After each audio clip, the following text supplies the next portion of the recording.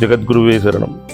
நம்முடைய வாழ்க்கையில் நிறைய விஷயங்கள், இது இப்படி ஆகிடுமோ அப்படி ஆகிடுமோ, இப்படி ஆச்சுன்னா என்ன பண்ணுறது, நாளைக்கு இந்த மாதிரி ஆகிடுமோன்னு சொல்லிட்டு நிறைய விஷயங்கள், நடக்காத விஷயங்கள், இப்படி நடந்தால் என்ன ஆகும், இப்படி ஆகிடுமோன்னு சொல்லிட்டு நாம் கவலைப்பட்டு.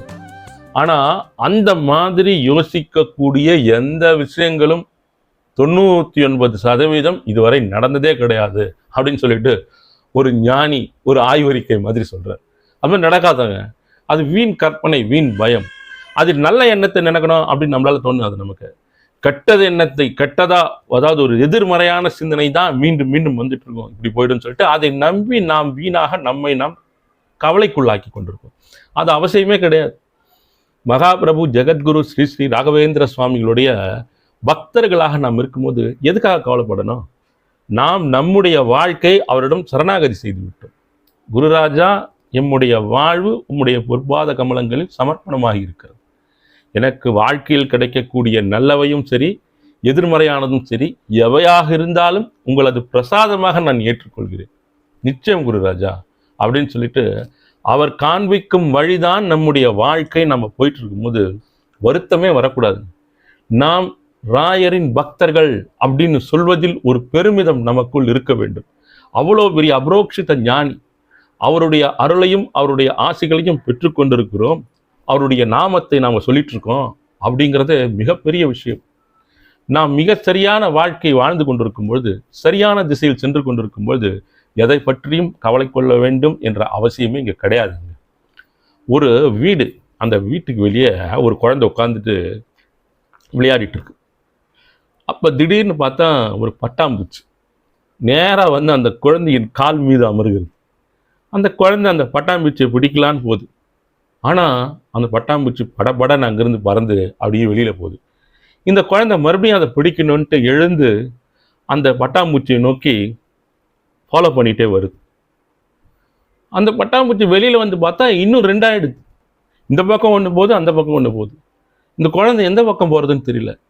அப்போ தான் நல்ல அற்புதமாக அந்த உடைகள்லாம் உடுத்தி உட்கார்ந்துருக்குது அந்த குழந்தை. எந்த பக்கம் போகிறதுன்னு தெரியாமல் இதனை கவர்ந்த, இதுக்கு ரொம்ப கவர்ச்சியாக தெரிந்த ஒரு பட்டாம்பூச்சியின் வண்ணத்தில் மயங்கி அதை தொடர்ந்து போயிட்டே இருக்கு. அது என்ன ஆகுதுன்னு கேட்டால், ஒரு சேறு சகதி இருக்கக்கூடிய இடத்தில் ஒரு குச்சி இருக்குது. அந்த குச்சியின் மீது போயிட்டு உட்காருது. இந்த குழந்தைக்கு எதுவுமே தெரியல. எப்படியும் அந்த பட்டாம்பூச்சியை பிடித்தாக வேண்டும், அது நமக்கு எடுக்கணும் அப்படிங்கிறது மட்டும்தான் அதுக்கு தெரியுது. சேற்றில் கால் வைக்கிறது. வச்ச உடனே அந்த தண்ணீர் தெளித்து, அதனுடைய அந்த சேர் தெளித்து அதனுடைய உடைகள் கரையாகுது. கால் முழுக்க கரைகள். அது சேறு சகதி, எப்படியும் அதை பிடிச்சிடலாம் அப்படின்னு உள்ள போகுது. இன்னொரு பட்டாம்பூச்சி இந்த பக்கம் வந்தோன்னா அதை பிடிக்கலான்னு போகுது. எதை பிடிக்கிறதுன்னு தெரியல. தடுமாறி கீழே விழுகிறது, மறுபடியும் எழுகிறது, மறுபடியும் போகுது. இன்னும் கொஞ்சம் தூரம் போனால் மிகப்பெரிய சின்ன பள்ளம் இருக்கிறது. ஒரு பள்ளம், இதனுடைய உயரத்தை தாண்டி ஒரு பள்ளம். அந்த இடத்தில் போய் விழ வேண்டிய ஒரு சூழ்நிலை இருக்காது. அதற்கு முன்பாக பார்த்தீங்கன்னா ஒரு முள் அதில் காலில் தைத்து குத்தி அம்மான் கத்துது. கத்தியவுடன் அந்த சவுண்டு, அந்த ஒலி எப்படிதான் கேட்டதுன்னு தெரியலங்க. அந்த தாய்க்கு எங்கிருந்தோ ஓடோடி வர்றாங்க. வந்து அந்த சேரு சகதி அப்படின்னு எதையும் பார்க்காம இறங்கி உள்ளே போயிட்டு அந்த குழந்தையை அப்படியே எடுத்து தூக்கி அப்படியே உள்ளே கூட்டு வந்து அதனை குளிப்பாட்டி அந்த குழந்தைக்கு தேவையான உடைகள் உடுத்தி வாசனை திரவியங்கள் போட்டு சீராட்டி பாராட்டி அமர வைக்கிறார். இதுதாங்க குருராஜர். இதுதான் குருராஜர். மகாபிரபு ஜெகத்குரு ஸ்ரீ ஸ்ரீ ராகவேந்திர சுவாமிகள், நீங்கள் அவரை நம்பி எங்களை வழி நடத்த வேண்டும் குருராஜா அப்படின்னு சொல்லிட்டு அந்த அப்பழுக்கில்லாத பக்தி, ஒரு தூய்மையான பக்தி, ஆசிலேஷன் இல்லாத பக்தி, வேவரிங் இல்லாத பக்தி, அதை நாம் அவர் மீது வைத்து அந்த பிரார்த்தனை அவர்கிட்ட சொல்லும் போது உங்கள் பிரார்த்தனை எல்லாமே சேங்ஷன் தான். அந்த மாதிரி தவறுதலான திசைக்கு நாம் சென்றால் கூட அவருடைய பக்தியில் இருக்கும் பொழுது மற்றவர்களால் ஏமாற்றப்பட்டோ அப்படி இல்லைன்னா நாமளாம் ஏமாந்தோ சென்றால் கூட மிக சரியான திசையில் உங்கள் மேல் இருக்கக்கூடிய அந்த கரைகளை எல்லாம் அகற்றி உங்களை தூய்மைப்படுத்தி மீண்டும் அந்த இடத்தில் அமர வைப்பார் நம்முடைய குருராஜர். அந்த மாதிரிங்க அவருடைய அந்த அனுகிரகம், ஆசிகள், அருள் அதுதாங்க நமக்கு வேணும். அது வேணும்னா என்ன பண்ண அவர்கிட்ட கிடைக்கும்? அவர் மேல் பக்தி உள்ளவனாக எப்போவுமே நம்ம இருக்கணும். அவர் மீது எப்போவுமே வந்து ஒரு சரணாகதி பக்தியோடு நம்மளுடைய வாழ்க்கை நகர்ந்துட்டு இருக்கணும். அப்படின்னா என்ன பண்ணணும்? அந்த பக்தியின் அளவை எவ்வாறு கூட்டுவது இந்த மடங்களுக்கு செல்வது, அவருக்கு உண்டான பூஜைகள் செய்வது, இதெல்லாம் எப்படி செய்யணும் அப்படின்னு சொல்லிட்டு அதை பற்றிலாம் யோசிக்கலாம். ஏன்னா பக்தர்களுக்கு அருள் செய்வதற்காகவே இந்த கலியுகத்தில் அவதரித்த அபரோக்ஷித ஞானி தான் மகாபிரபு ஜெகத்குரு ஸ்ரீ ஸ்ரீ ராகவேந்திர சுவாமிகள். அவர் படாத கஷ்டமா, படாத துயரமா, எத்தனையோ கஷ்டங்கள், எத்தனையோ துயர்கள் பட்டாலும் கூட அந்த வைராகிய பக்தியுடன் இருந்து இவ்வளவு மக்களை, இவ்வளவு ஜனங்களுக்கு ஒரு மிகப்பெரிய அனுகிரகங்களையும் ஆசிகளையும் தரணும் தானே மந்திராலய மண்ணில் அந்த ஜீவபிருந்தாவன பிரவேசம் செய்தார். அது ஒரு புராண குறிப்பு ஒன்று சொல்லுவாங்க. குருராஜர் பற்றி சொல்லும்போது, நரசிம்மர் அந்த இரண்யகசிபு அந்த வதம் முடிந்த பிறகு பிரகலாதர்கிட்ட கேட்குறார். பிரகலாதராஜர்கிட்ட, பிரகலாதா உனக்கு என்ன வேணும் அப்படின்னு கேட்கும்போது அவர் வான் கூப்பிடுறாரு. அதுக்கப்புறம் உங்களுக்கு என்ன வேணும்னு கேட்குறாரு. பிரகலாதர் அந்த நேரத்தில், சுவாமி எனக்கு ஒன்றுமே வேண்டாம், எனக்கு எல்லாமே இருக்கு, உங்கள் அருள் உங்கள் ஆசிகள் மூலமாக நான் எல்லாவற்றையும் பெற்றிருக்கிறேன், எனக்கு ஒன்றும் வேண்டாம், நன்றின்னு சொல்கிறார் அந்த இடத்துல. அதே மாதிரி அவங்க கூப்பிடும் போது அவர் அழைக்கும் பொழுது இந்த பக்தர்களெல்லாம் நான் அழைத்து வரணும் அப்படின்னு சொல்லுவாங்க. இதே ஒரு கட்டத்தில் சில பல வருடங்கள் கழித்து அந்த காலங்கள் கொஞ்சம் நகர்ந்த பிறகு ஸ்ரீமன் நாராயண பகவானை பெருமாளை அவர் சந்திக்கிறார், நாராயணனை சந்திக்கிறார். அவரிடம் சாஷ்டாங்கமாக வணங்கி, ஏன்னா நமோ நாராயணா தானே இவருடைய தாரக மந்திரமாக இருக்கிறது. அப்போ நாராயணன் கேட்குறாரு, பிரகலாதா உனக்கு என்ன வேணும் அப்படின்னு கேட்குறாராம் அவர். அப்போ பிரகலாதராஜர் சொல்கிறார், எனக்கு ஒன்றும் வேண்டாம் சாமி.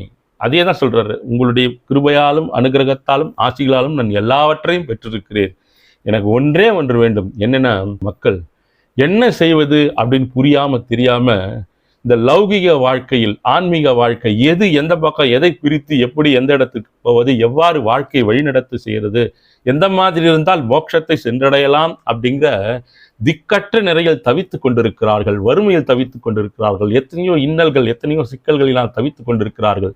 அவர்களை எல்லாம் கடைத்தேற்றி அந்த ஆன்மீக பாதையில் அழைத்து வரும் அளவிற்கு எனக்கு அதற்குண்டான ஒரு ஸ்தானத்தை கொடுங்க அப்படின்னு இவர் கேட்டிருக்கார் பிரகலாத ராஜா. அதற்காக அவதாரமாக மகாபிரபு ஸ்ரீ ஸ்ரீ ராகவேந்திர சுவாமி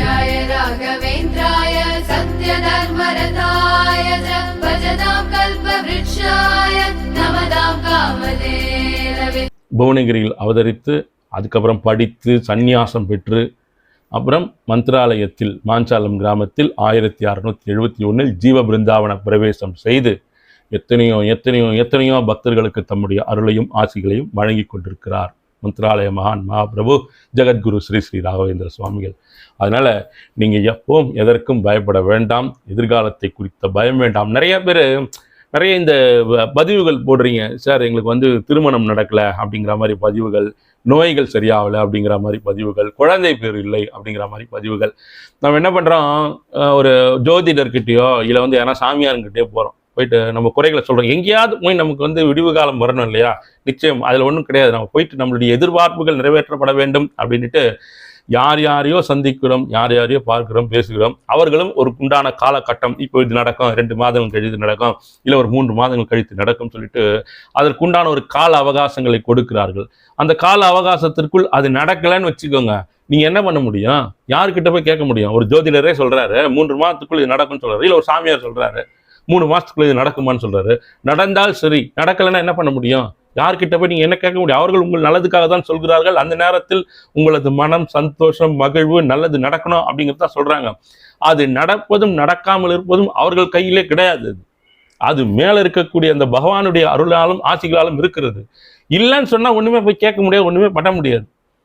நீங்கள் என்ன பண்ணணும் அப்படின்னா, குருராஜரை சரணடைந்து விட்ட பிறகு அவர் உங்களுக்கு தருவார், கொடுப்பார் அப்படின்ற பரிபூரண நம்பிக்கை உங்களுக்கு இருக்கும் பட்சத்தில் நீங்கள் முழுவதுமாக அவரிடம்தான் சரணாகதி அடைய வேண்டும். குருராஜா, இந்த மாதிரி தேவை எனக்கு இருக்கிறது, இந்த மாதிரி பிரச்சனைகள் இருக்கிறேன், இந்த எதிர்பார்ப்பு இருக்கிறது, திருமணம் நடக்கணும், குழந்தை பேர் இல்லை அப்படிங்கிறத ஒரு ஆழ்ந்த பக்தியாக அவர் முன்னால் சமர்ப்பிக்க வேண்டும். அப்படி சமர்ப்பணம் செய்யும் பொழுதுதான் அவருடைய கருணா கடாட்சம் உங்களுக்கு கிடைக்கும். அந்த மாதிரி நிறைய பேருக்கு கிடைச்சிருக்குங்க. அந்த ஆசிலேஷன் இல்லாமல் பரிபூரண நம்பிக்கை அவர் மீது வைத்து கேட்கும் பொழுது நிச்சயமாக அவருடைய அனுகிரகங்கள் கிடைக்கும். எப்படிடா கிடைக்கும்? எங்கள் முறை போய் நம்ம போயிட்டு அவர் போய் பார்த்து கேட்டுட்டு கொடுத்துருவாரா, நமக்கு இது செஞ்சிருவாரா அப்படிங்கிற அந்த அந்த அவநம்பிக்கையே வேண்டாம். கொடுப்பாருன்னா கண்டிப்பாக நிச்சயம் கொடுப்பார். அந்த அளவுக்கு அசைக்க முடியாத நம்பிக்கை உங்களுக்குள் இருக்க வேண்டும். அது நம்ம வரக்கூடிய அடுத்தடுத்த எபிசோட்ஸ்லாம் நம்ம சொல்லலாம். எந்த மாதிரியா அவருக்கு ஒரு சிறப்பான அனுகிரகங்களை அவரிடமிருந்து நாம் பெறுவதற்கு சில சிறப்பு சேவைகளை அவருக்கு நம்ம செய்யணும். நம்ம ஒரு எதிர்பார்ப்புகள் இருக்கிறது. அந்த எதிர்பார்ப்புகள் நமக்கு நிறைவேற்றப்பட வேண்டும். சாதாரண பிரார்த்தனை அது வேறு. சாதாரண பிரார்த்தனை அடுத்து இன்னும் கொஞ்சம் ஆழமான ஒரு அதிகமான பிரார்த்தனை, அதிகமான சேவை அவர் முன்னால் சமர்ப்பிக்கப்பட வேண்டும். அவருடைய கடைக்கண் பார்வை நமக்கு வரணும். அப்படின்னா என்ன செய்யலாம் அப்படிங்கிறதெல்லாம் நம்ம அடுத்தடுத்து வரக்கூடிய எபிசோட்ஸில் நம்ம பேசலாம். அதனால் உங்களுக்கு என்ன தேவைகள் இருந்தாலும் சரி, என்ன உங்களுக்கு நீங்கள் எதிர்பார்க்கிறீர்களோ எதுவாக இருந்தாலும் உங்களுடைய வீட்டிற்கு பக்கத்தில் இருக்கக்கூடிய இல்லை உங்கள் ஊரில் இருக்கக்கூடிய பிருந்தாவனத்துக்கு போங்க. குருராஜரிடம் பிரார்த்தனை பண்ணுங்க. 8 திக்கிலையும் நமஸ்காரம் பண்ணுங்க. அங்கே கிடைக்கக்கூடிய அந்த அக்ஷதையை வாங்கி உங்களுடைய சிரசில் வைத்துக் கொள்ளுங்கள். குருராஜா என்னை அருள் கொடுங்க, வழி கொடுங்க, வழி நடத்தி கொடுங்க, இது வேணும் அது வேணும்ன்ட்டு முழுமையான சரணாகதி பக்தியுடன் அவர்கிட்ட கேளுங்க. நிச்சயமாக அவர் இல்லை என்று சொல்லாமல் அருளையும் ஆசிகளையும் நிச்சயமாக தருவார். இதை போல நிறைய பேர் கொடுத்திருக்கிறார். நாம் அந்த வரிசையில் நின்றுதான் கேட்டுக்கொண்டிருக்கிறோம். புதியதாக அவர் நமக்கு நம்ம முதல்ல தொடங்க போறார் அப்படின்லாம் கிடையாது. எத்தனையோ அன்பர்கள், அன்பு நெஞ்சங்கள் நின்று அவரிடமிருந்து அருளையும் அனுகிரகங்களையும் ஆசிகளையும் பெற்று வாழ்ந்திருக்கிறார்கள்.